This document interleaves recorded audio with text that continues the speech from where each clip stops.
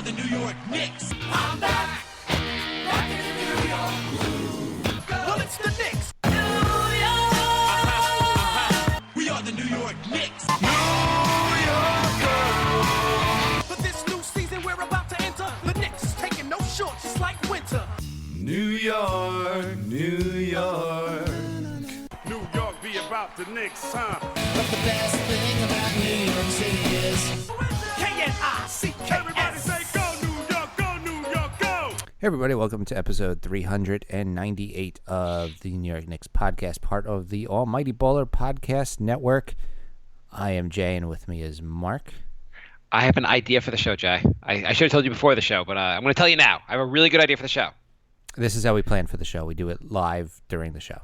Live. So I think we should have a killer episode. I think we should be funny, be insightful, be really good for about the first half of the episode, maybe a little under, and then just tank the rest of the episode. I feel like that is a familiar trajectory. Where have I seen this trajectory before? I don't know. If you've been watching the New York Knicks, you may have seen them there. It's been an interesting start to the season. So the season has officially started. 2 games since our last episode. Before we get to the games, would you like to just get this over with now? I'm not sure what you're talking about, Jay. So why don't you fill me in? You have to, I think, officially apologize about your Robert Covington harassment of me. So during our fantasy basketball draft episode, I spent maybe 80% of the episode ripping on Jay for drafting a Robert Covington way too high, right? Yeah. It was an auction draft, and I spent $15 on Robert Covington. Yes. So in game 1 of the season, Robert Covington had an awesome game, right? Is that what you're referring to? 7 threes. 7 threes. You're not referring. So Jay was just texting me like, "Oh man, you're gonna have to apologize on the show. You're gonna feel so stupid, blah blah blah." So and he was, by the way, just he was a -5 in the night. Not that it matters. But you don't want to talk about game 2, where he was pretty mediocre, or game 3 where he was pretty mediocre. Those you don't want to apologize for game 1 they played, but when he played Boston and Toronto and it kind of sucked, you don't want me to talk about that. He wasn't that bad. Okay. He was. You got what do you got, like 12 points the second night? Okay, that's fine. The third game you got like 5 points. You got no assists, no steals, mediocre play. I was going to apologize after game 1 for Robert Covington, but I'm holding back. I'm going to say Robert Covington is still going to be a terrible draft pick. I'm not going to apologize, Jay. I'm going to do like our president does and just keep attacking. I was out of town this weekend, and I did not see the third game. So I am looking now, and we'll call it a draw for now. For those that did take other people in the draft, well, Jay, tell everyone about your fantasy team. What happened in moment 1 of the season? Well, I was very happy to have drafted Gordon Hayward, and if you're following, 6 minutes into the season, his season ended. So I was excited to watch that game because it's the first game of the season anyway, and like a Boston-Cleveland, good matchup. Turned it on, and the game had barely started, and some white dude is laying on the floor, and I'm like, who's that? Why is everyone going like everyone's like in like stuns, like everyone's like someone died, and I was like, oh, okay, Gordon Hayward, gonna be great. There goes the only competition LeBron had for the playoffs. LeBron's for the finals. annual cakewalk to the finals just got easier yet again. I think LeBron was like, don't trip over the red carpet I have for the NBA finals on your way out of wheeling Gordon Hayward out of here. So the second player I had playing on the first day of the season was Miratek, who had his face fractured by Bobby Portis. So my fantasy season started off a little slow. Yeah. I also recommended you to take Milos Teodosic from the Clippers. Yeah. He's out indefinitely with plantar fascia. Yeah, somebody tried to trade him for Buddy Hield, and I'm so glad I said no. everyone's injured. We'll get to the Knicks in 1 second, but everyone so if there are certain players you might have said like, hey, Ntilikina's injured, and that's really frustrating. But you might have said like, I wish the Knicks did this. Like, I wish the Knicks had not signed Timmy and found a way to get Chris Paul here, out for a month of the season. Oh, I wish the Knicks didn't draft Ntilikina. I wish they had drafted Dennis Smith Jr. He seems like a really great point guard. He's injured also. Yeah. So he's going to miss a couple games. Ntilikina should be back soon. Anyway, we really need a point guard, really badly. So should we talk about the Knicks? Sure. I just want to say my fantasy team that you made fun of all episode is won this week 7-2, and I had 53 3-pointers this week in a short. You know who? That's pretty good. You know who did not win this week? Mm-hmm. Earl Watson. He was fired as the Suns coach 3 games into the season. 3 games into the season.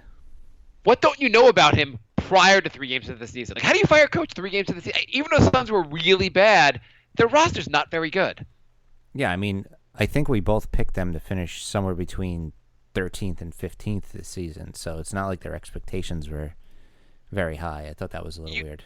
Yeah, you're playing for a high draft pick. Devin Booker, I mean, outside of the fact that he scored 70 that one game last season, he's not an elite player just yet. Eric Bledsoe apparently said he already doesn't want to be there. That's a pretty toxic situation. He tweeted, "I don't want to be here." Oh wait, and then like the media's like, "Wait, Eric, what did you mean by that?" I was just exactly what the tweet says. I'm not dancing around I'm not being around the bush here. Just exactly what I said. Maybe he was at Chili's. Yeah. Maybe he was just like talking about the place. Like maybe he was just seeing like a bad movie and he said, "I don't want to be here in the movie or on the Phoenix Suns." So before we get into the games, let's just get through all our plugging and stuff. NY Knicks Podcast is Twitter, Instagram, Facebook, and Patreon. Yes. Patreon, you could pledge as little as $1 a month, and it helps out the show. And if you pledge $10 a month, you get a free Knicks shirt and some Knicks Podcast pens, which are still on their way. Also, if you happen to be looking on, I just want to one of those things. I'm just searching for something. I'm hoping you guys could find it for me. If you look on Craigslist or maybe eBay, if you could find playing time for Hernamgomez, I would love it. Please just send it to the New York Knicks Podcast. We'll get him the playing time he needs. Okay, let's talk Knicks. All right. So, first game of the season, Knicks play Carmelo Anthony and the Thunder. Yeah. So, do you want to talk about each game or talk about overall, or what do you want to do? Let's start off with with each game.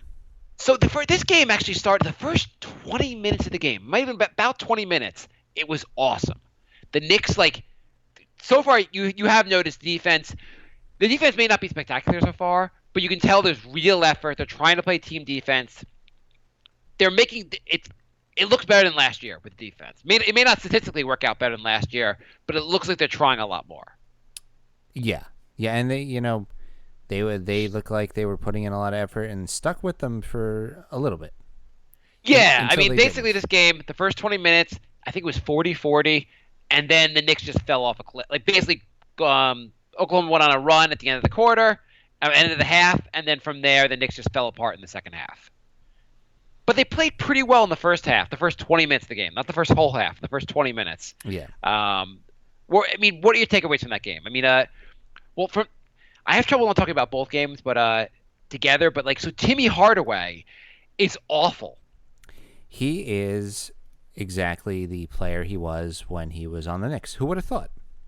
I mean, he literally went back in time. He's worse. I don't think this will how he'll end up being. There are some I know he shot well in preseason, and I feel like that will come back. Maybe he's nervous. He got a bunch of good looks. He got himself open. He got himself to the basket. He just could not finish. He could not shoot it. Oh, he couldn't do anything basically. No, nothing. I mean, that's one of the positives, if you would. The Knicks lost. I mean, they got kind of. What was that? What? Jay? What? Why do I hear myself? I don't know. I do. Jay, am I gonna have to hang up? Shit. I guess. Okay. I don't hear anything. Yeah. Yeah, so basically he was complete garbage. But I was going to say the positive about all this is the Knicks. So they should have beaten the Pistons. Obviously, they did not. And they should have been more competitive against Oklahoma. And you have to think going forward, Timmy will not look like basically a dumpster fire, and that will be a huge help, basically. The fact that he won't look this bad, right? He better not. I mean, he's been a train wreck the first 2 games. I don't know what happened. I guess it's nerves. Can we just say he so wants to do well on his $72 million deal that he's it wasn't like he was just getting they guarded him well. He got a bunch of open shots in both games and just bricked those shots. Yeah. And you want him to keep shooting. He's our number 2 option basically on offense. Well, I mean, it's the same thing that we were saying when he was here last time. If he is not going to be good on defense, he has to be effective on offense. And if he's not, then he's just a waste. And, it's the same thing with Cantor, but Cantor is actually being effective on offense, so it's fine. It's the same thing with everyone on the team, I guess. Basically, everyone on the team has the exact same. Pretty much everyone here on the team, with a few exceptions, are just going to look really bad on defense, and their offense. They have to play well on offense to make up for their defense. Right. So okay, here's my thoughts. Yeah. Sessions looks not good. No, he started to look actually a little better in the second half of the Pistons game. Mm-hmm. Did you think that at all, or am I crazy? Yeah, he started right. driving a little more to the basket. He started looking a little more in command. Beasley got injured on the first shot he took, so that was fun. He came back for the second game. He came back for the Pistons game, but he's also a guy that needs to look a lot better on offense. He didn't look. Were you impressed with him in the Pistons game? No. I was not very impressed. He looked serviceable on defense, not horrific, but he didn't look. He looked that good on offense. I'm impressed with our front court. It looks like Porzingis did take the leap. He's looking amazing. Can we spend the next 10 minutes praising Porzingis? Seriously, O'Quinn has really impressed me. And Hernangomez hasn't played really the first 2 games. He played some garbage time in game 1. He didn't play it all in game 2. But coach said that O'Quinn was outplaying him in practice and in preseason. And O'Quinn's been playing great during games, so you can't really complain with that. I almost would say O'Quinn should be starting. Am I crazy? Here's the thing with Cantor. So Cantor he's been producing on offense. The first game against Oklahoma, he was not so good to be in the game on the offense, but then he came on. But in the Pistons game, he was great on offense, right? Mm-hmm. I still don't know though what he does on offense outweighs the fact that he's just not that good on defense. I see no presence down low on defense. I know he gets some rebounds, and that's one thing that's nice. But I feel like Kyle Quinn is a better option on defense. Yeah, he is. I almost would say I'd rather see, and also I guess the benefit of putting you put Kyle Quinn with defense with Porzingis, and then the second unit you put Cantor out there, and then you have a solid scoring threat with the second unit. Yeah, I mean he does add firepower, so that wouldn't be the worst idea. But I mean O'Quinn's doing good on offense too, so you have firepower on the bench in that regard. Yeah, but I feel like you really I think Cantor you can kind of keep going to down low if he has a good matchup. O'Quinn, I don't know if you can keep just feeding the ball to him. I mean, I don't think Kyle Quinn's not going to put up 20, 25 points to you any night, but Cantor might actually. True. I mean, Cantor scores a lot in a short amount of time. I don't think it's that big of a deal. I mean, I feel like they're kind of interchangeable. Are you annoyed? Are you annoyed at all by the Hernangomez lack of playing? Basically, he hasn't played. Are you annoyed by this? I mean, I like the kid and I'd like to see him play, but O'Quinn's playing so good, I can't really complain. I kind of feel like all this will work. I mean, Cantor is 25 years old. If he actually becomes serviceable on defense, we'd be very happy. I feel like all the playing time things will work itself out. At some point, Hernangomez will get a bunch of playing time, and we'll see what he has to offer, and maybe he'll outplay these guys. but I don't think that people are so mad at Hornacek for this, but like it's not like you'd play Hernangomez, suddenly he just take this leap that Porzingis. I mean, Porzingis, Kanter, and O'Quinn are all playing well. Like I wouldn't want them to lose any minutes, so like you can't really complain about that. I also think it's hard that Hernangomez's game is not that different than Kanter's game. That it's a hard like back and forth, like who gets more of the playing time. Yeah, he's and so really maybe, like a worse Kanter. I may be better on defense, not by much, and not as good on offense. Maybe it also this like you say Hernangomez work harder in practice and work harder, and maybe like when Hernangomez, maybe it'll help his game. Well, here's the thing: almost nobody plays 82 games. Any one of those three guys go out, Hernangomez has a 25-minute game. Yeah, generally, that's what I was saying with the playing time. Someone's going to be injured. Someone's going to just start playing poorly. Hernangomez will get a bunch of playing time. I'm not concerned. We have 80 games left. Hernangomez will get plenty of time to play. Yeah. The problem is that every single player in the backcourt sucks. Yes. Like, literally every single one. The Ntilikina. So what did you think of the fact that Ntilikina did not play game one? Oh, well, by the way, we should point out game one. I have the total here. There were 368 million turnovers by the Knicks. Every play, they were just like no one cared about the ball, including Sessions. I thought Sessions would be better. I know I said before I thought Sessions started looking a little better in the Detroit game, but overall, I thought Sessions would be. I don't know. I thought he would take care of the ball at the very least, right? Right. I did find it kind of amusing that Melo played 34 minutes in a 21-point victory and at a plus-minus of 0. Was that? I didn't realize that. Yeah, when George, Adams, and Westbrook all had plus 23, 26, and 29, Melo had a 0. I think Thunder are on their way to. They're losing to Minnesota tonight. They may end up 1-2. I don't know. The one thing I'd say about the Thunder is you have adding Melo's inefficiency. Paul George is not the most efficient player ever, and even Westbrook is not the most efficient on offense. Like at some point, that kind of hurts. Yeah, I mean, yeah, all three of them are kind of chuckers. At the same time, I feel like they'll win a bunch of games, but I just don't see whatever. I mean, they're going to win 50 games, but their bench is also pretty terrible. So we also should point out in the Thunder game, Melo kept the Knicks in the game for the first 15 minutes of the game. Yeah. Like Melo shot. I mean, he ended up having a pretty decent game, but the first 10, 12 minutes of the game, he was awful. And Porzingis was guarding him, which was nice. I think Melo started the game off 1 for 7. Also, Porzingis had 3 fouls in each game, and he played 38 and 35 minutes. So he's gotten his foul issues way under control this season. I mean, that was a huge issue last season. Yes. And, Porzingis. So let's talk Porzingis for a second. Porzingis has put up monster numbers the first 2 games. Yes. The first game, he was 31 points, 12 rebounds, even an assist. In the Pistons game, he was 33 points, 5 rebounds. He could have gotten some more rebounds. 2 assists, a steal, a block.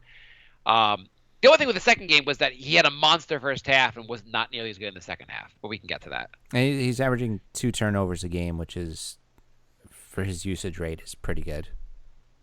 Yeah. The nice thing is Porzingis, he's unleashed some new moves. He did some moves we hadn't seen from him last year, which is always exciting. Like he had some kind of quick turnaround shot. He had some pivot in the low post. He's not shooting a ton of threes, right? He took 7 in game 2, which is a decent amount, and he took 6 in game 1. Okay. I guess he's been able to score not just from 3. He's been going a lot of down low, well, that's the thing. He's got a wide array. He's not one dimensional. I mean, he took 25 shots in game 1, 6 of them were threes. He took 20 in game 2, and 7 of them were threes. So he's a threat from anywhere on the court at this point. I mean, basically, if you had to say our happy, as far as what makes us happy from the Knicks' first 2 games, 98% of it would be Porzingis' play, and 2% would be whatever else happened. O'Quinn and Kanter. They each get a percent. Porzingis is also getting to the line 10 times a game. Yeah, Porzingis is doing pretty much everything that makes me happy. He's looking. I mean, we'll see what happens him keeping this up, but he's a matchup nightmare. What he's doing great is smaller guys are guarding him, which was a presented like I remember the Marcus Smart would guard him last year and shut him down for some reason. Yeah. He played really well against smaller guys, and he's playing well against big guys. So the Pistons game, basically the big what's his name? Who's the guy in the Pistons that shut him down? Tolliver, out of nowhere, basically caused huge issues for Porzingis. Mm-hmm. And basically what he did, he just bullied Porzingis, and Porzingis has some issues. Do you think that's going to be? I feel like that's going to be the game plan going forward. Is teams are going to find a guy basically to kind of bully bump Porzingis, just play pretty hard against him, and I'm hoping he overcomes that fast. Yeah, I mean we're nitpicking at this point. He's been awesome. No, he's been awesome. In the second half of the Pistons game, he wasn't quite as awesome as he was in the first half, and again that's nitpicking. But he seemed like he was unstoppable in the first half of that game, and not quite as good in the second half. Right. And Tolliver made a huge difference against him guarding him. And the other thing was what's his name? Tobias Harris lit the Knicks up, and Porzingis couldn't stop him for the life of him. Yeah. Yeah. Which was did you hear Stan Van Gundy said he couldn't figure out why the Knicks kept having Porzingis on Harris, but we just kept going to that because why not? Yeah. I mean, I know it's early in the season, but Porzingis is the number 3 scorer in the NBA right now. Be awesome. Yeah. I mean, I'm excited about Porzingis. There's nothing. If you're not insanely excited for how well Porzingis is playing, you're crazy. Yeah. Everyone else, though. Let's get to everyone else. You want to go player by player? Sessions. So Sessions did not look as well as I was hoping. At the very least, Sessions would look like a 50-year-old Mike Bibby. The problem is the Knicks have 4 backup point guards, and unfortunately, some of them have to start. They just don't really have. Yeah, the point guard position. They don't have a starting caliber point guard. That's what it is. So what did you think of the fact that Ntilikina they didn't even play because Baker, you have Baker and you have Sessions. Neither one is very good at point guard. Well, I just thought it was weird that they in the offseason the Knicks got Ntilikina, Sessions, and Jack, and then Baker plays the bulk of the point guard minutes. Yeah. Well, do you have any? Are you upset at all that Ntilikina did not play in the first game? He played 8 minutes in the first game. He looked kind of lost in those first few minutes he played. But he played 5 minutes and sat till the end of the game. I mean, at this point, it's why not just play him 20 minutes a game? Let him get... If he gets burned, he gets burned. But, it's not like the Knicks are doing anything this season. So just develop him. He got... Ntilikina and Dodson, just give them minutes. Who cares? That's the other guy I was going to say, Dodson. Get Dodson in the game. Let him play. We've tried. It's 2 games. They're 0-2. Play the young guys. And I guess that's the argument for Hernangomez. Play the guys that have a future on this team. Because O'Quinn's still young. Yeah, and Cantor is young also. It's kind of like the big men. You actually have some competition. You have guys that are actually going to play. I mean, not amazingly, but decently enough that it's a little bit of a competition. The backcourt, it's just a competition of who's less worse. Yeah. The Baker. Did you think Baker looked that bad? It's I think he looks like he shouldn't be in the NBA, and then I think he looks halfway decent, all within a 5-minute span. Yeah, he's on offense. He kind of looks like he should not be in the NBA. On defense, he looks like he should be in the NBA. You'll be watching him, he'll look terrible, and you'll be like, "Why is Baker even out there?" Then he'll get a steal, and you're like, "Oh, okay, never mind." Well, I mean, game 2, he played 15 minutes, and he led the team in assists. I mean, he's a +7 in game 2 and a +4 in game 1. Again, plus and minus is a little bit they're a little bit weird stat. You can't read everything from it, but he was plus in both games. Yeah. I have to say, I don't mind Baker. I do want him to get a lot of playing time. We're paying him whatever. We gave him a quote unquote big contract for what he is. He should get playing time. I just feel like you can find playing time for Ntilikina. You can sacrifice, say, Sessions playing time. I mean, nobody deserves. We don't have anybody deserving to play the 1, 2, or 3. Yeah, Courtney Lee, by the way, is not looking that great. No, he looks pretty much done. I mean, in fairness to Courtney Lee, he doesn't usually play. He doesn't usually guard small forwards, so that's why he's not. That's why he looked terrible against them. Right. I don't know. Hardaway's so bad though. I mean, Hardaway, bad. you're paying him $72 million, and he's 25 years old. He's gonna get playing time. He's got to play. I know, but he's terrible. I mean, Why? by the way, I know we complained about this already, but we paid like double what he was worth. here's a question for you: have the Nets passed the Knicks? Are you concerned at all the Nets have passed the Knicks? Well, they won already. I think they're 2-1. Yeah, they passed the Knicks. I mean, I'd rather. I have to say, D'Angelo Russell could work out. Could be I only watched him in preseason. But he looked pretty decent in preseason. He could end up being a pretty solid pickup with the Nets. I'd rather Porzingis than anybody on the Nets, but after Porzingis, it's like, would you really be heartbroken if the Knicks lost Cantor or O'Quinn?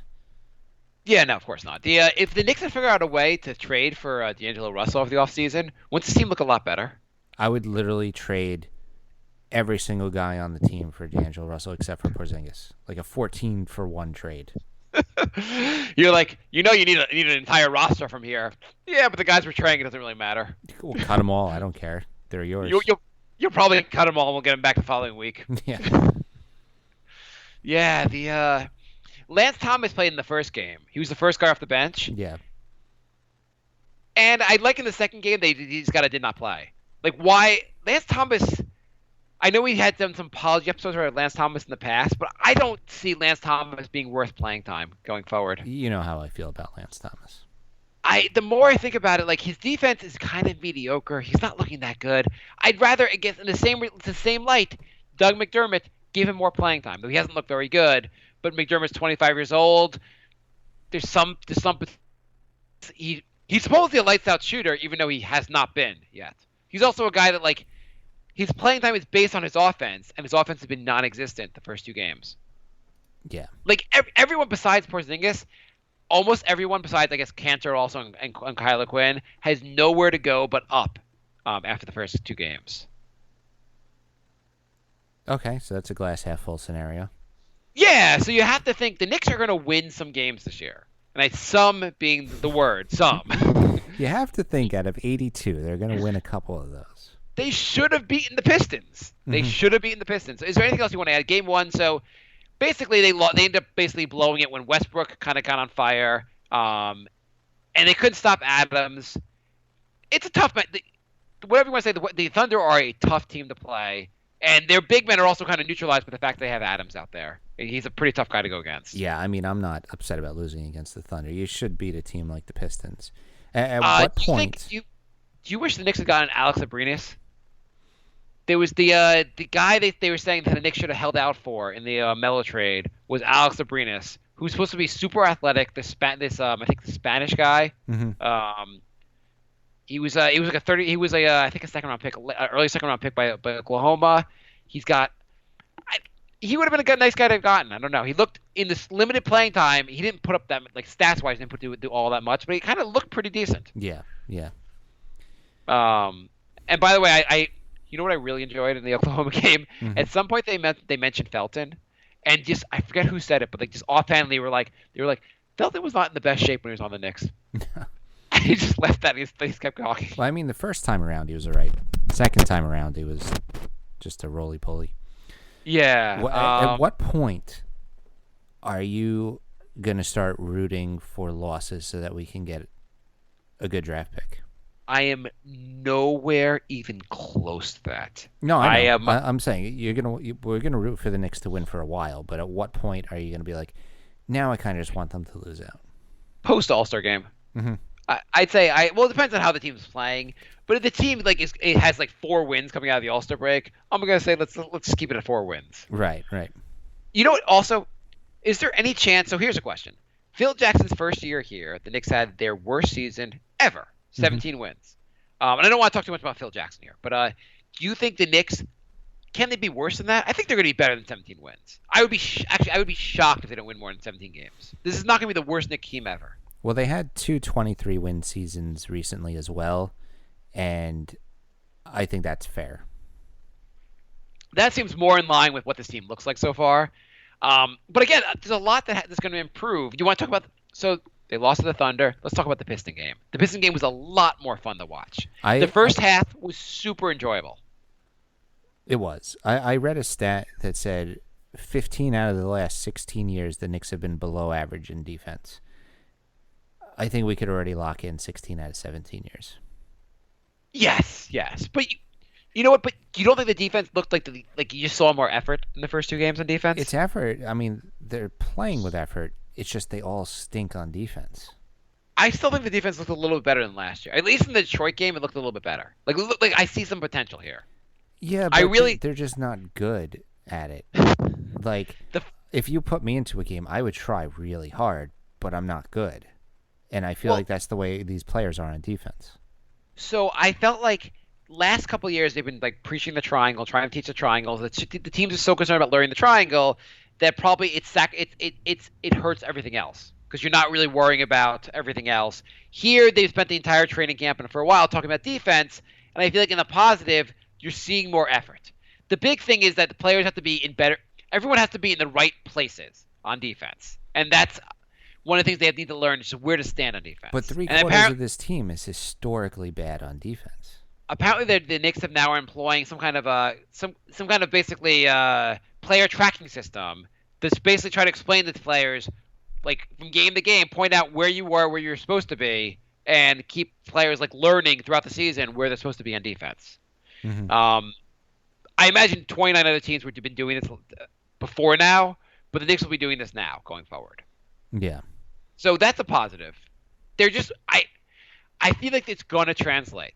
I feel like the fact that the Knicks are putting more effort on defense, which they were not. You have to admit, a lot of last year they just weren't even putting effort on defense. It wasn't there. Right. You disagree? No, it seemed like at some point last season they all checked out on defense. I am going to pick a bold prediction. The Knicks end up better. They're going to be second to worst on defense in the NBA, not 30th. Is that a bold prediction? You have a team you think is going to be worse?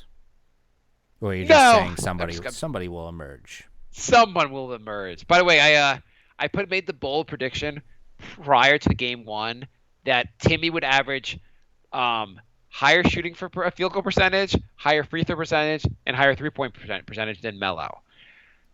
It's not looking so good so far. No, it's not. But the first half looked really good. Like, we can't argue that. The Knicks were up like 21 points. Yeah.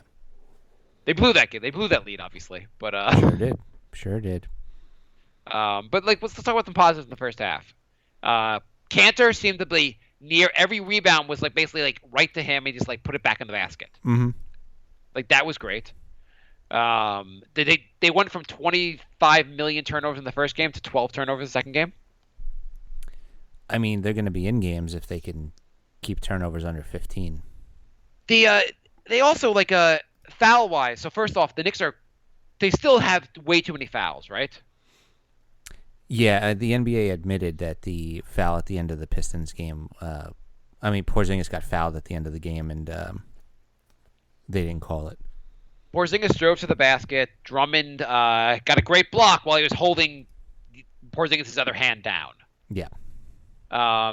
They also, someone was criticizing Porzingis. They were like, "Yeah, it's a foul, but Porzingis should have made that shot." And I'm like, he fouled him. What's the issue? Like, yet if that was LeBron and it was a no call, they would have been saying, well, he didn't make it, and he should be at the free throw line. Like they say different things based on who the player is.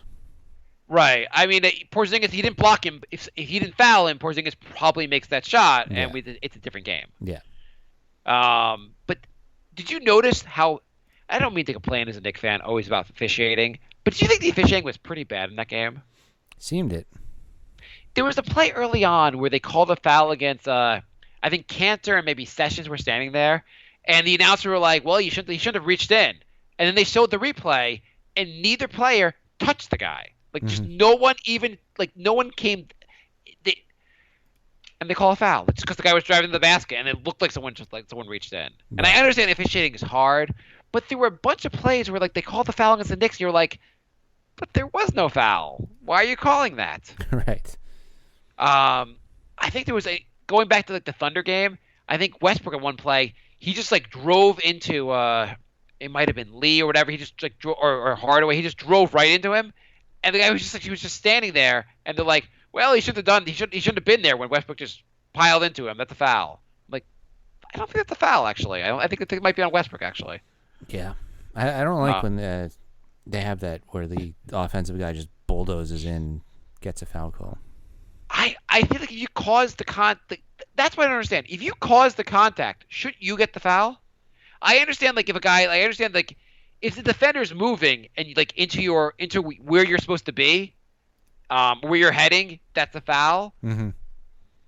But if you're just causing the contact, how is it a foul? I don't understand how charging works. I don't understand charging and blocking at all. Depends. Can you explain? It depends on who the player is. Yeah, because I can't. Outside of who the player is and what the official just feels like, most of the time it's completely like I watch the play. I'm like, really? Was that like that could have easily gone the other way? If you called the play the exact opposite way, I would feel just as good about it. Yeah. So second game. So Beasley, what do you think of Beasley in the second game? Not really impressed. But he has all the talent of Kevin Durant. Right. He just doesn't show it on the court. Right. So what changes would you like? So second half, what happened in the second half? Why did the Knicks blow it so badly? Well, they let Detroit shoot about 95%. The defense they had. Well, here's the thing. The first game they played 20 minutes of good basketball. The second game they played 24 minutes of good basketball. They're going to make it to 28, 32, 36. Eventually, we're getting to 48 minutes of good basketball. Mm-hmm. Mm-hmm. The defense completely fell apart. I mean, Detroit made adjustments, and the Knicks did not make any adjustments, basically. Yeah, the rotations seem a little suspect. Although, with everyone in the backcourt playing like garbage, it probably is hard to coach. Yeah, I mean, at the end of the game, I didn't like McDermott being like one of the five guys out there at the end of the game, but I don't know. It's not like Lee looked very good either. So yeah. Basically everything you're going to say about rotations and like how Hornacek is using the team. The counter argument is, yeah, but have you seen these guys play? Yeah. You want to get to some emails? Yeah, see that. Okay, I'd like to thank Declan. He wrote a nice recap of Game 2. It's on our website, thenewyorknickspodcast.com. So thank you, Declan. And email us if you want to write for the site. We'll plug whatever you want, and there you go. Wait, right before you get to the question. So let me ask you a couple things. So going forward, Porzingis, are you worried about the Tolliver method, if you would, guys bullying Porzingis, or do you think this is going to be like the way last year it was? Put a 6'5" guy on Porzingis, and he'll be faster, and he'll cause Porzingis problems. Is the Tolliver method going to be the new method, and is this going to be a big issue, or is it going to be resolved pretty? Like Porzingis is going to figure this out? Porzingis is averaging 32 points a game. I think we're good. Yeah, but I think teams are going to change their approach early on to Porzingis in the games and start trying to bully him, and I hope it's not an issue. I don't think it will be. Okay, second, going forward, do you change the starting lineup, or you're keeping the starting lineup? Is benching Timmy an option? No, that is not. Well, also, who are you putting in his place? Who's going to be that much better? Like at least Timmy has a high ceiling where if you play him, if you play him like he played in the preseason, you'd be happy. Beasley. Has Beasley done anything at all to deserve playing time starting? I just think it'll be like, hey, Timmy, we're going to play this schmuck if you don't get your crap together. See what you've done? Your play is so bad we're playing Beasley. Only if they take the word Beasley off his uniform and just put schmuck on his Literally, he turns around and goes, it says schmuck on my uniform, but I get the starts, so I don't care. They make him wear a dunce cap while he's playing. So I would make the changes. I would start, as I said, I would start Kyle Quinn. Try that matchup. Try to shake things up a little bit there, and put Cantor on the bench. I would like to see Hernangomez get some playing time. Yeah, but at the expense of whose minutes? Yeah, that's a good question. I don't know. I would give. So here's a question: the Knicks are going to be bad anyway. Do you maybe say one game, the next game, hey, like you said, Cantor and O'Quinn are playing. How about maybe next game you say Hernangomez and O'Quinn play?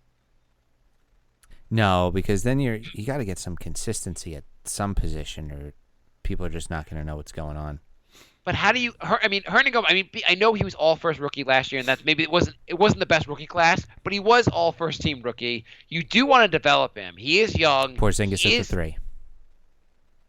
Yeah, I think that would be a horrible idea. You're going to play three towers. Didn't Golden State play Durant at the 3 at sometimes? I mean, that's okay. So that's Kevin Durant. I'm sure you can make that work with Kevin Durant. Mhm. Well, also, who was their 4 and 5? Their 4 was Green. Green. Who's the 5? Yeah, my question was really who was the center. Didn't they do it with Green and Bogut? Oh, did they? I don't That know. I also might didn't be really making- work. I mean, they played best when they had Durant at the 4. I mean, I could be making that up, but I thought they played him at 3 at some point. I thought Bogut was off the No, team. no, by no, then. no. They played him at. I'm thinking of OKC. They played him at the 3 with Ibaka and who the hell was their center? And Durant left. That's what Porzingis is going to do. You play him at the 3, he's going to leave. Yeah, I don't know. Whatever. Yeah, who cares? But yes, if you want to put all 3 of them out there and see what magic happens, sure. I mean, just why feel not? Because like you're supposed to be playing your 5 best players. And yeah, but they're redundant also. Like you have Cantor and Hernangomez, they literally want to do the exact same thing when they're on the court. I don't know. I'm just trying to think of a way to get Hernangomez some minutes. And You know what's crazy? If you played Cantor, Porzingis, you played Cantor and Hernangomez out there, you'd have 2 towers that couldn't defend anyone. the sad thing is O'Quinn or Cantor is going to lose a ton of minutes because Noah's going to come back. Oh my God. Like, do you want We Noah had taking 10 minutes from either of those guys? Well, I feel like Noah's going to look. He's done. He's washed up. He's finished. If we're not winning anyway, you could try everything out. It doesn't matter. You don't even need consistency. If everything you're not winning, you keep trying different No, things. except for Noah. Oh, phone call. Hey, let me merge it this time. Can you do it? Hello? Hello? Hello. Hello? We are doing a segment that we are calling 10 Minutes with a Diehard Knicks Fan. If you want to be on our show and you want to if you're a diehard Knicks fan, you want to talk Knicks, we'll give you 10 minutes to talk about the Knicks. So please introduce yourself. We're going to go start. My name's Andrew, and I mean I've been watching the Knicks really strongly for like the past 3 years, and not really anything positive so far. Okay, so tell us what are besides. You have to say Porzingis has been a positive, right? Yeah, Porzingis is a positive. I think Melo was probably a positive. Like his time here was good in the beginning, but Yeah, his time was... getting rid of Phil was a positive, but I don't really see any other positives. Tim Hardaway, I mean, he looks like he can score, but doesn't look like much else so far. Give us your take on the first 2 games. Like this, what were the positive, what were the negative? Like just give us your take on the first 2 games. Well, Noah Keenan didn't really do as good as I thought he would. He didn't really play the first game, and he didn't really play that much at all, really. But he was okay. But Courtney Lee seems like he's taking up a bigger role, especially ball handling. I didn't expect to see him handle the ball as much as he did. So what kind of changes would you make? I was just asking Jay. Starting lineup. Do you keep the starting lineup the same? Do you make any changes? What kind of things? How are we going to make this team look less bad, basically? Honestly, I would put Porzingis next to O'Quinn, because O'Quinn's probably one of our better rebounders and defenders. Next to Porzingis would probably help him out. Another shot blocker right there. That'd be helpful. Yeah. What else you do? I would just say give Noah Keenan when he's ready to play the starting spot. You can't go wrong with him. Like just let him see what he has. Yeah, I would say, like, why not? Just, like, it's not like anyone else is going to play over him is going to be better. Like, Sessions has been garbage. Yeah, Baker, I want playing time for, but Baker's he's not a point guard. yeah. And the first game, he was handling the ball, and he did all right. I was surprised. He wasn't terrible. Baker looks like a solid off the bench guy. He looks like his ceiling might be Deladova, basically. Like a hard-nosed guy that will look okay in nights, and he'll put a lot of effort in, and he'll look decent on defense. Offense, he might look okay on offense. He's never going to be a starting caliber player in my mind. Yeah, I don't really picture him being a starter either, but he seems like he could be a good role player. And, if you just keep giving him minutes, and maybe he could develop into maybe the worst starter on a winning team. The only way I envision him becoming a starter is if he leaves the Knicks after this season, plays 2 years somewhere else, and the Knicks give him $100 million to come back. That's the only way I envision him being a starter. Tim Hardaway. Yeah, the Tim Hardaway way. What do you think of Hardaway so far? Why do the basketball gods hate us so much? I mean, it's only 2 games so far, so it's not the biggest size sample. But when I was initially when I first saw the deal, I was like $17 million for somebody who when I was here was just like shooting threes. But now he has a little bit more of a developed game defensively, which was good because he was basically just a zero on defense. And now he seems like maybe he could turn into a ball handler, possibly like J.R. Smith when that we had the 53-win season. Yeah, I mean, I think there's a lot of upside there. Even though he's looked pretty bad so far. So what do you feel think about the fact that Hernangomez has not played and Dotson has basically not played?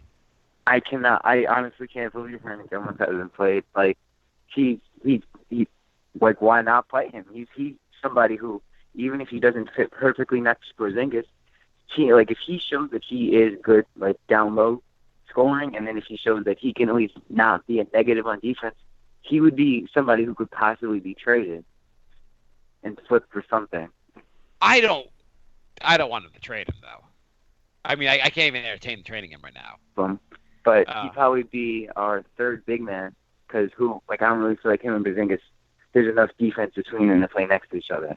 Right, I agree with that also. I mean, how do you even get him playing time? What do you do? Like I don't know. That's the thing is there's so many big men. It's like, do you want Noah with the $17 million not playing at all? Yeah, I kind of like him suspended. I think suspended is his best role on the team. Yeah, I mean, it's not like he can give anything offensively. Like back when he was on the ball, he used to be able to handle the ball a little bit. Maybe if Hornacek got him, maybe Hernangomez might do something. I don't really think there's anything left in him. But do you see a trade working out where like one of these big men actually gets swapped for like a decent? Like I feel like Cantor's unmovable because of his contract. Kyle Quinn's movable, but he's not a good contract, so you may not really want to trade him. I don't think Cantor has a bad contract. Yeah, I don't think Cantor's that bad of a contract either. And you don't think so? No. I mean, he's not a terrible contract. I mean, he's not a good contract, but he's not a terrible contract. Well, he's going to get what does he get? $20 million or $18 million? I think it's like 17. Okay. 7. And he's 100% going to opt in for next year. Do you want to go? Yeah. Do you want a center? He's really good on offense, but if his defense doesn't improve, he's not exactly a guy you can really. He's not necessarily a starter in the league if his defense doesn't improve. Yeah, but if you have a really good defensive team and you need some offense and saying, you know what, it's worth a shot rolling it out there with him. In the playoffs, he's probably not the biggest factor. But if you're just looking for regular season wins, he's somebody who can give you points to help you win. Okay. And then so Dotson. How do you feel about Dotson? Should Dotson be getting 20 minutes a night to start with, or should they work him in slowly? Probably work him in slowly. I don't feel like if you just throw him out there, it's gonna, because if you throw him out there and you're not gonna want to give him like 20 minutes again. So if you start him out with 5, 10, he starts working his way in, showing some positives, then you keep bringing him in. Yeah, I mean it's fair. I mean I kind of just want to see him get him playing time right away because I like at least give him like 10 minutes a night to start off with because he needs some burn, and who's playing over him that much better? Yeah, I feel like any young person on this team that might be able to do something, should get a shot. Because it's not as if, like, Courtney Lee's a good player, and Courtney Lee is, like, an NBA, like, has proved that he's supposed to be in the NBA. But, like, he's not going to be the future of this team. By the time Porzingis is, at his peak, Courtney Lee probably won't even be in the league, or he'll be like a bench guy. Yeah. Yeah. I mean, Courtney Lee's already like, mid-30s. basically, unless Porzingis is playing over you, it's hard to justify the guy playing over you is that much better. Like, everyone on this team is kind of the same level besides Porzingis. Like, the guys that are backups to the guys aren't that much worse than or not much better. It's a weird team, basically. Yeah. But I'd give preference for young guys, basically. Yeah. What were you gonna say? Have you guys been looking into the draft for next year and thinking about at least, like, what position you'd want to draft, moving forward with Ntilikina and Porzingis and, I mean, whoever else emerges as a young player? Well, I want to go with Porter or whoever emerges. If we can get the number one pick, that'd be great as far as, like, getting the best player. Doncic. I almost feel Yeah. I always feel like, though, talking about the draft right now almost makes me want to kill myself because the season's 80 game. We're like 2 games into an 82-game season. It's just too early to talk about it. But and also, we have to see if Ntilikina is good enough to play point guard in the NBA. If not, the Knicks need a point guard again. I'm not exactly even sure what Ntilikina's strengths are. That's, like, I feel like the biggest problem is you just drafted to play in the triangle. And it's like, do you really want a point guard in this generation that's not, like, your main ball handler? Because it doesn't seem like right now we have a great main ball handler. Well, we'll see him. The positive is that we haven't seen. We can say whatever we want. I know he's injured, but he'll be playing again very soon.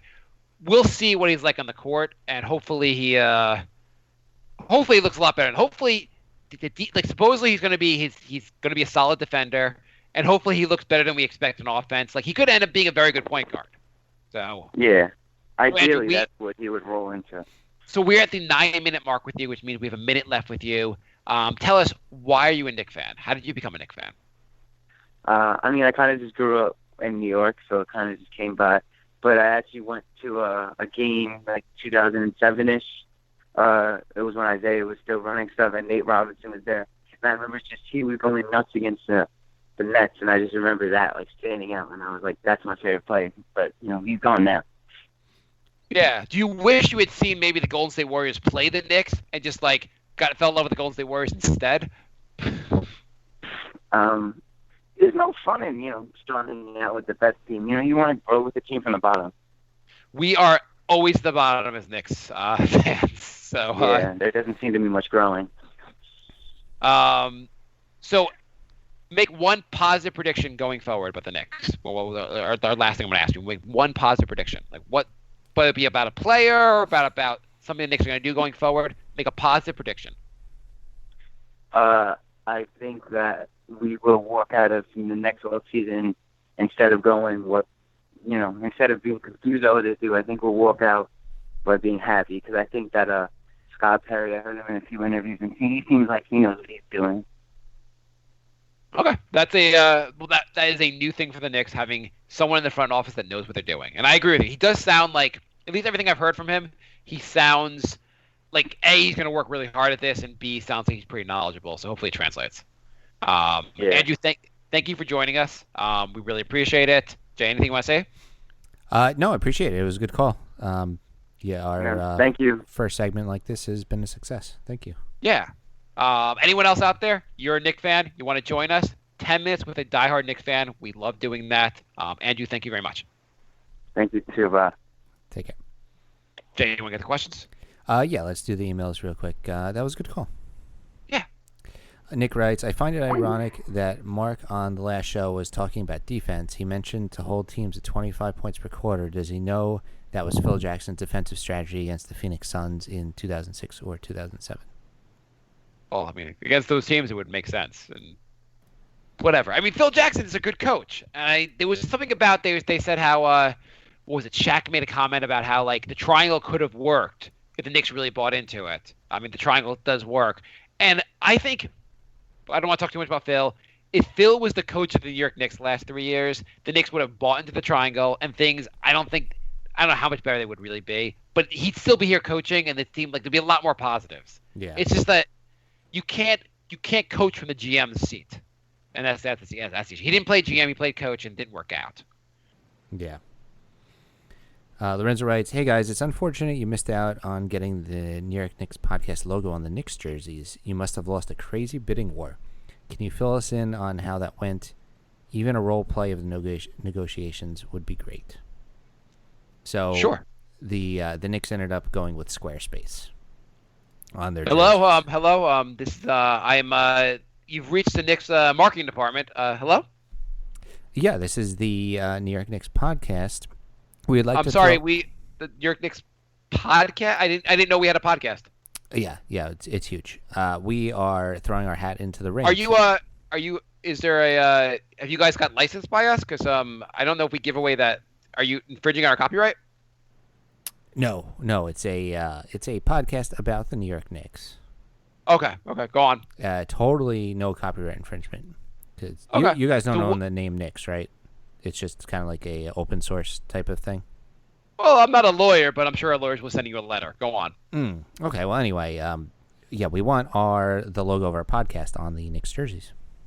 Oh, okay. Yeah, actually, we're close to finalizing a deal. But if you can beat, I believe we're getting somewhere between 50 and 60 million, about $50 million from Squarespace. But I'm sure you guys can. You said it's a popular podcast, so how much? What's your counter offer? Well, we have, let's see, 6, 7, 8 Knicks podcast T-shirts, 37 Knicks podcast pens, and we have $39. Okay, so are you friends with Russell in HR? Are you just like goofing on me? No, Russell, this tell is- Russell, I am not going to fall for this stuff anymore. Thank you, Russell. Goodbye. All right. So you see, we almost got it. Yeah. Any more emails? Or we go to Facebook. We got one more. George writes, new Knicks, or hey, new Knicks new nicknames. Jeff Hornacek, Jeff Blewett, we're always blowing a lead. And Okay. Tim Hardaway Jr., Timmy did it because of his trash defense. Or trash offense, for that matter. Yeah. Or maybe we go Timmy didn't do it. As in he didn't put a shot in, didn't play defense, didn't pass all those different types of things. By the way, what did you think about Michael Beasley's pass to no one? You know what I'm talking about? He got the ball in the paint and kicked it out to the 3-point shooter that wasn't there. I feel Did you see like this is why I want to see more Michael Beasley. He's like the new JR. You just never know what's going to happen. Exactly. Maybe the 10 to 20% of brain he uses, whatever, the 90% of his brain he uses, he saw in some world that worked out. Basically, that was the positive thing to do. Yeah, we just don't understand that it was a positive play. Yeah, exactly.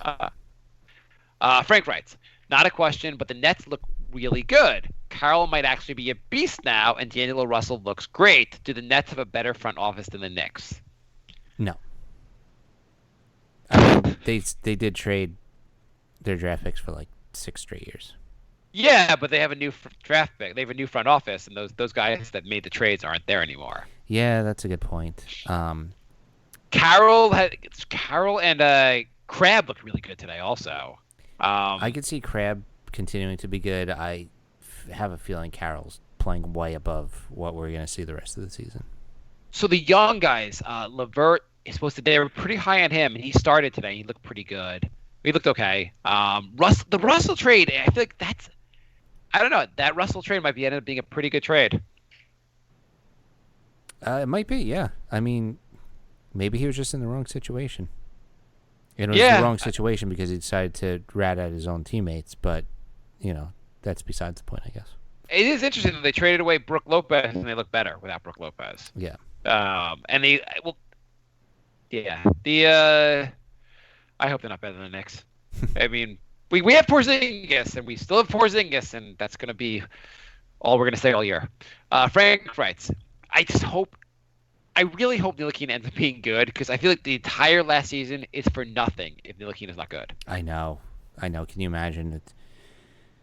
If he's not good, we literally have Porzingis. When you're bad, everything's about that draft pick. If you don't get that then last year's such a goddamn waste. If If Ntilikina is bad, and then Smith and Mitchell are both good, and Monk are all good, I'm going to be really upset. In fairness, so far they've not been. Smith had one good game and now he's injured for 2 games. Mitchell has not been that good so far. Monk, I don't know actually what Monk has done so far. And speaking of guys that have not been so good so far, the number 1 draft pick has not been very good so far either. Yeah. What's his name on Philly? Fultz. Fultz. You know Fultz. Do you know Fultz trade? Do you know he changed his shot in the offseason? Oh, that's usually a good sign. He decided to reconstruct his shot to go from a good one to a bad one, I guess. I don't know. Apparently he redid his shot, and everyone's like, "You did what?" I just changed my shot, and they're like, "We drafted you with the first pick, and our entire franchise is hoping you're." Yeah, I just redid my shot. Hope that works out, guys. Philly, by the way, Philly's 0-3, so not much changes. I didn't realize that the Suns have been losing it by an average of 30 points every game. Yeah, that's pretty bad, actually. That's still 3 games in. It's pretty early to fire your coach. Yeah, but I guess they had a 48-point loss and a 32-point loss in the first 3 games. That's pretty bad. I mean, I guess like you're saying, Earl Watson was doing nothing. Like you could have just had a rock sitting there, and it would have been just as helpful as having your coach there. Yeah, if you do it like rec league and have the players sub themselves in, it probably would have been just as effective. Frank writes, do you think? Oh, by the way, so are you gonna have? So do you have any regrets yet about the Ntilikina? So basically, the point being, the guys we would have drafted over him, the guys the Monk, Smith, and Donna and Mitchell haven't done anything that well either. Do you have any regrets right now about Ntilikina? Because both of us during the whole season, forget the triangle stuff, we both thought Ntilikina would be a solid draft pick for the Knicks, based on the fact that he's supposed to be a decent defender. We were worried about Smith's injury history and worried about his defense. So what's your takeaway now? Any concerns yet? Yeah, I'm concerned. He hasn't been healthy and he hasn't really played. Those are concerns. Do you wish we had taken one of those guys? Like, who do you wish we had taken? Yeah, I'm just looking at Monk. He tore up preseason and then has been terrible regular season. Yeah, so regular season is the only thing that matters. So yeah. Anyone you wish we taken, or you're still okay with the fact we took Ntilikina? Like you would have, if you were in charge, you would have taken Ntilikina, right? I'm okay right now, but I'm very nervous. Would you have taken Ntilikina if you were in charge? Probably. I feel like I would have taken Ntilikina also. So it's hard. Yeah. Okay. Frank writes, do you think Horny should have played Cantor, Cock, and KP down the stretch against the Pistons? They were the only 3 consistent scorers. See, that was what I was saying before. Play all 3. I just don't think you could do that. I just feel like even Kyle O'Quinn, Cantor and Hernamgomez, I feel like would occupy the exact same space. They'd be like standing on top of one another. And same with Cock. I just feel like you have guys that are going to stand under the basket. It's too many guys trying to do the exact same thing. I don't see how that would work. But then again, why not try whatever? I mean, I feel like if our backcourt's this bad, why not try it? Starting point guard, Cantor. Seriously, if everyone else in the backcourt's going to be bad, try. Like, it's one game. Noah's a good I mean, yeah, if you're going to lose anyway, you might as well try out a bunch of things. Noah's a good passer. Maybe Noah should be point guard. Noah's done. Noah is finished. He's going to play, which is scary, too. Dow writes, just watch the Knicks-Utah game. Watch the Knicks-Utah game? Oh, I mean OKC-Utah game. Sorry. But it was like a mellow Knicks carbon copy. Anyway, what should we really look forward to, or what can we look forward to this year, if anything? Bitter Knicks fan. By the way, Oklahoma did win today. No, they didn't. Well, Oklahoma won today, didn't they? Nope. Am I wrong? I thought they lied. Mm-hmm. I checked the score before. I thought the game was over. No, Melo hit a 3 to have them up with like 5 seconds left, and then Wiggins stole the game. Not that I wish bad on Melo, but yes, that happened. So, if you're keeping track, the Thunder and the Warriors are both 1 and 2. Yeah, and if you're keeping track, Thunder and Melo and the Knicks have the same amount of losses. Melo was he was a plus 12 today actually. Just look at the box score. Westbrook was a minus 17. Melo was 9 for 19. Whatever. I am glad that Melo lost. Okay. Whatever. You do not wish poor, but you kind of hope it works out poorly for Melo in the OKC, right? Kinda. I mean, as long as Melo is playing bad defense, I don't care what he does on offense. I have to say, during the OKC Knicks game, when they kept talking about Melo playing the 4 and how great it is he's playing the 4, I was just getting angrier, and I'm like, really, that now he's okay with it. And I understand he's on a team where like he kind of has to be okay with it, but come on, you couldn't have played the 4 in the Knicks like a while ago, Right. He complained about it for 5 years in New York, and then all of a sudden he's like, yeah, that's cool.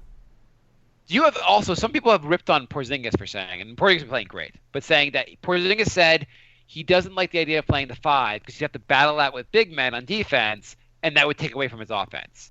And that's almost like a Melo thing to say. Yeah, I mean, it's pretty much exactly what Melo was doing, one position up. But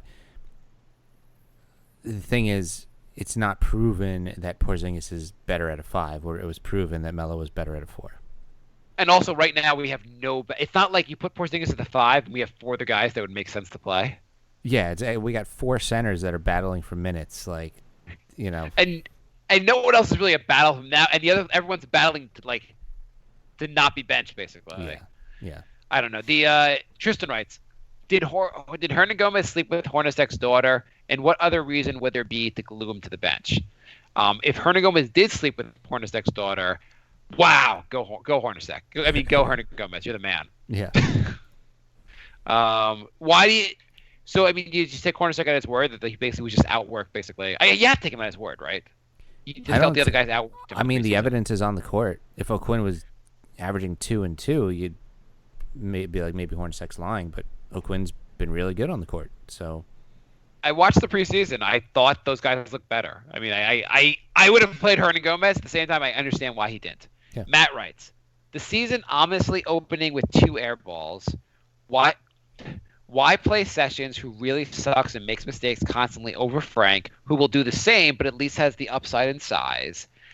Matt has a bunch of questions, so let's just start here. Well, Frank's been injured. For Frank, yeah. So Frank was in fairness, Frank was coming off an injury for the first game, and he was injured for the second game. Yeah. So, in some ways, you could say he didn't get a lot of playing time in the first game because he was coming off an injury. Mm-hmm. Is that fair? Yeah, absolutely. But let's just say Frank is healthy. Is there any justification for playing Sessions? Experience. I mean, in the one hand, you could say you have a bunch of young guys in this team, not just the like you're trying to figure out a bunch of positions. It's helpful to have a point guard who could really run the offense. So that's the argument for getting an experienced point guard, because like if Ntilikina goes out there and looks like garbage, it kind of hurts everyone else also. Yeah. At the same time, Sessions looks pretty bad, so why not just play Frank? Yeah. Do you think? I guess like Jarrett Jack will get playing time. I don't. I think Sessions. Do you think Sessions will end up looking decent? No. I mean, he was never a starting point guard his entire career for a reason.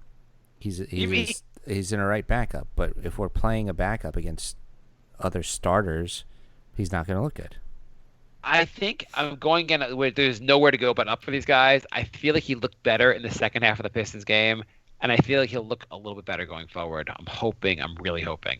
Matt also writes, all the second-rate acquisitions who looked okay in preseason made them look terrible against OKC. Second best score was 10 points. And most importantly, does any Knicks star, now it's KP, immediately make them the enemy of his own front office because the Stars want to win and the Knicks can't offer that, seemingly ever? And he says, I wish my questions weren't so depressing. Can it really be this bad? I want it to be hopeful. So, I mean, I guess Matt's question gets to the point of KP probably wants to win. This team is not going to win. Should we be worried about re-signing Porzingis yet, or is it like should not even think about that right now because he so already much made more a comment about signing an extension or a max deal that he wants to see some direction from the front office. So it's already simmering. Well, the Knicks don't have to re-sign him for another 2 years, like not till next year, right? Right. So we don't. It's one of those things you can push down the road, kick the can, and just like let's talk about this when it matters Right. at the last possible second. But they're gonna have to get like an entire backcourt that's NBA talent level for Porzingis to want to stay. There's no possible way to really get that with so limited cap space because you give out all these bad contracts. Well, they got to stop doing that every single year. I mean, 2 years ago was Noah, last year was Hardaway. It's like every single year it's a stupid contract. Stop. Don't Maybe give like when they're gonna, they should have like some kind of a thing on their iPhone when they go to they're about to finalize the deal and the phone just said like Siri goes, "Are you sure you want to give up this dumb contract?" "Oh, you're right, Siri. I don't." Right. I mean, it's like don't give guys double what they're worth. It's not that hard. Oh, can we agree that we'll just if KP signs elsewhere, we'll just end the show? Yeah. I mean, there's no like, what's the point of doing the show anymore?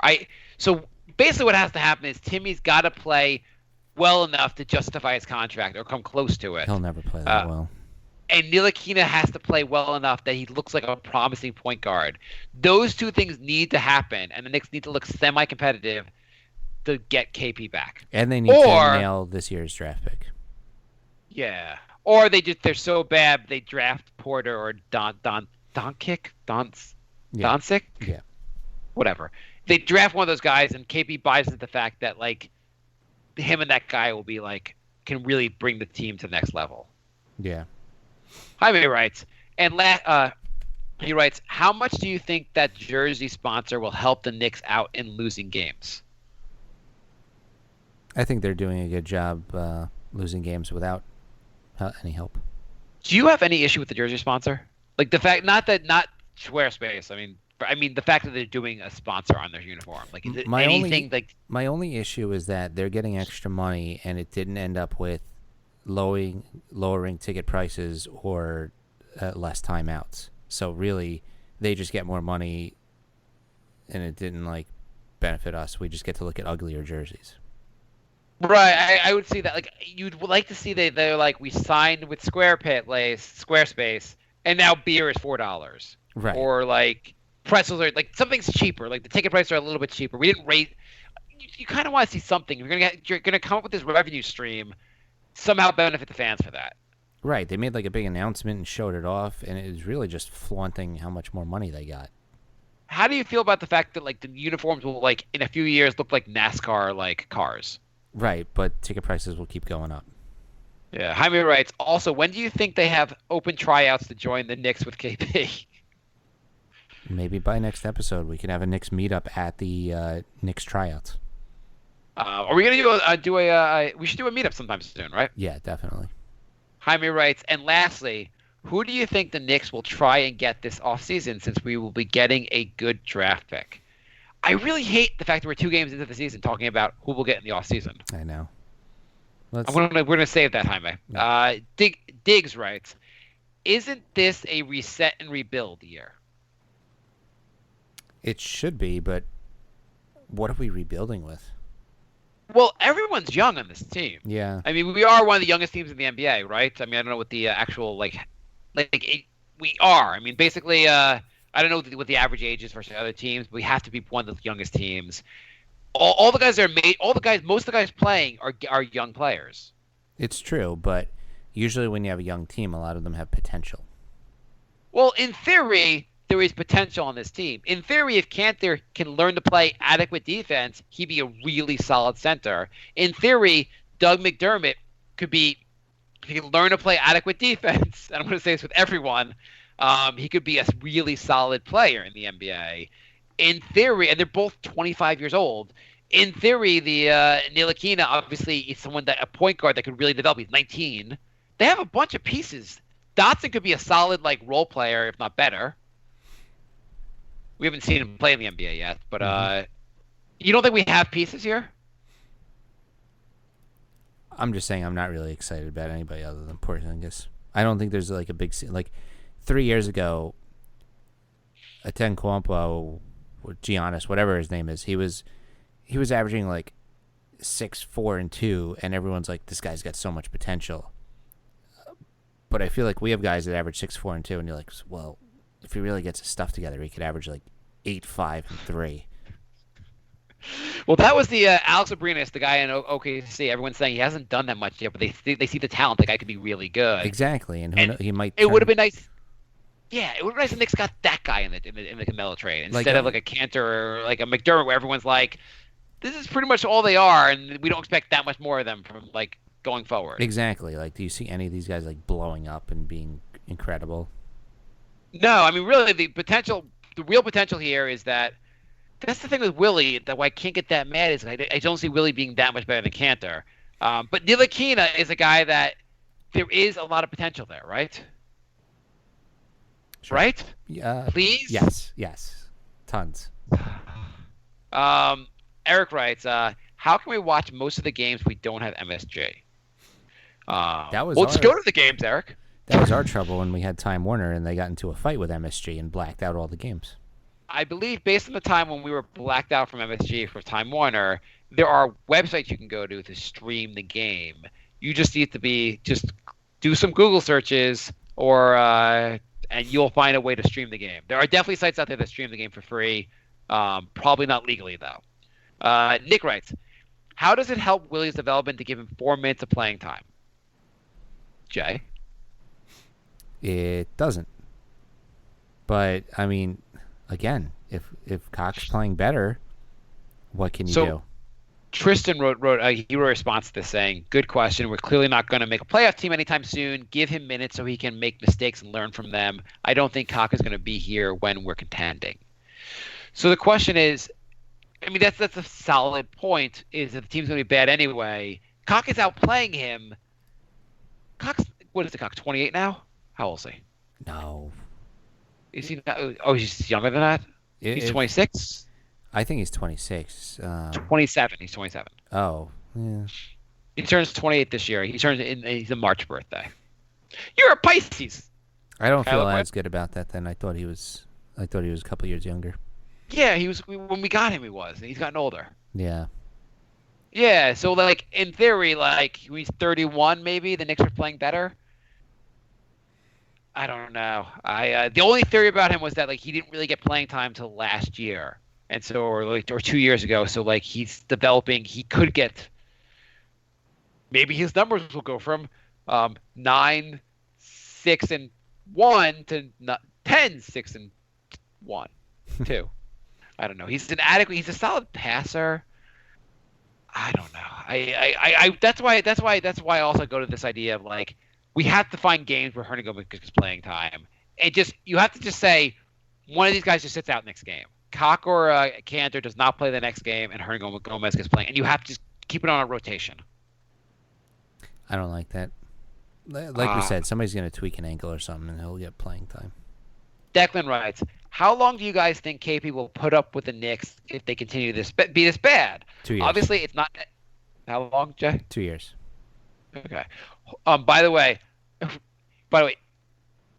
I know he just said that we'll end the show if KP signs elsewhere.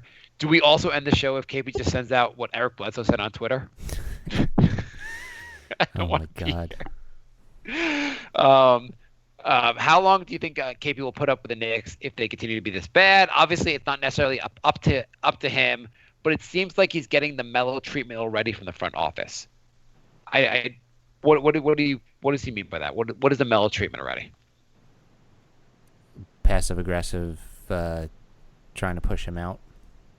But that was Phil Jackson, and Phil Jackson's no longer on the team. Right. So I don't think he's getting the mellow treatment, is he? No. Okay. I maybe Declan, you can explain that next. I don't understand. I've heard some other people say this. I don't really understand exactly what that means. I think the front office is a big fan of him so far, right? Yeah, no, they love him. Jay writes, why do we play good first half a lot, but always suck second half? Does Jeff sub wrong? And yes, Jeff needs to bring Mike Woodson back. I think teams make adjustments. The Knicks I feel like the Knicks are playing as good as they can, and then people adjust, and they're like, can't really keep up. Yeah. I don't know. I don't even have anything to say about that. Yeah, we're almost done with the questions, and we're going to make our predictions for next week, and then we can. Eric writes, if Hornacek gets fired, who would you replace him with? I am not firing Hornacek yet. So I feel like it's 3 games in this season. The Knicks played pretty competitively against Detroit, and they're supposed to be bad anyway.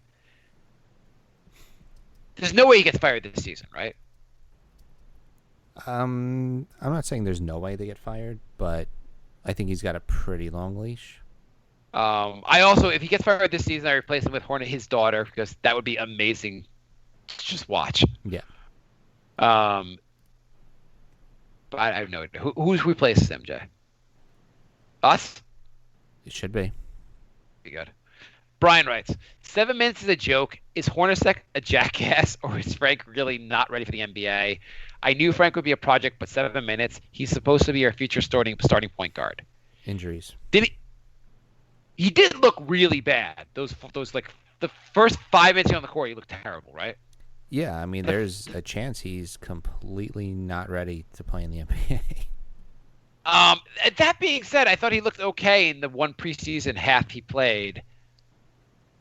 I think probably just nerves. I mean, he didn't look any worse than Timmy, who's been in the league for a couple of years. That is true. So, Sasha writes, when will Jeff be fired? Wow. Oh, my God. 2 games in the season. First week of the first in the season show, and we were getting these questions already. Okay, so this week the Knicks will play. Let's take a look. The upcoming schedule. God damn it, where's the damn schedule? Okay, here we got. They're gonna have 2 games before the next show. They're gonna play Boston and Brooklyn, and they're playing next Sunday night. Would you want to do a Saturday show? Would that be a? Either Saturday or Monday. We'll figure it out. Okay, so they're playing Monday night also, or Friday. I would do a Friday show if you wanted. Actually, they're playing Friday. They're playing Boston and Brooklyn before the next show. What's going to happen? Let's include Cleveland, because they're going to play Cleveland Sunday night. So Boston, Brooklyn, Cleveland. Loss, win, loss. Yeah, there's no other way you would do. Yeah. We're hoping they beat Brooklyn, and neither of us think they have a shot against Boston or Cleveland, right? Right. It's going to be a long season, huh? Could be. I'm looking at the rest of the schedule. They got Denver. You think they're going to beat Denver? I don't. They got Houston. Houston's playing pretty well right now, even without Chris Paul.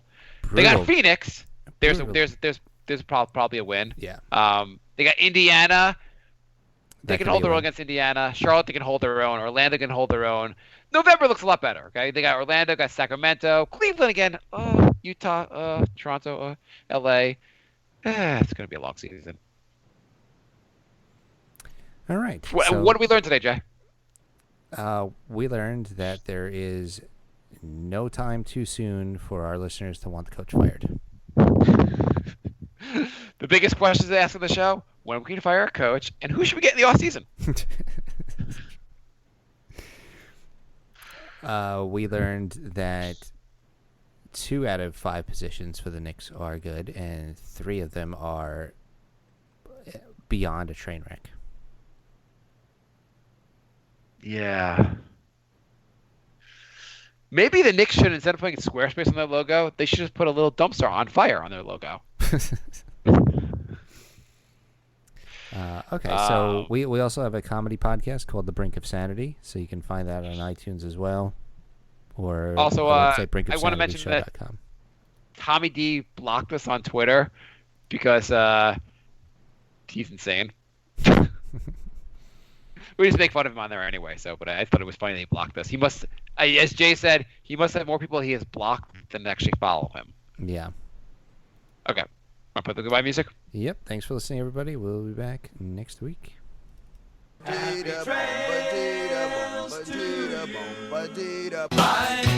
love. Goodbye, everybody. It's all over. It's time to go. This is the end. Say goodbye.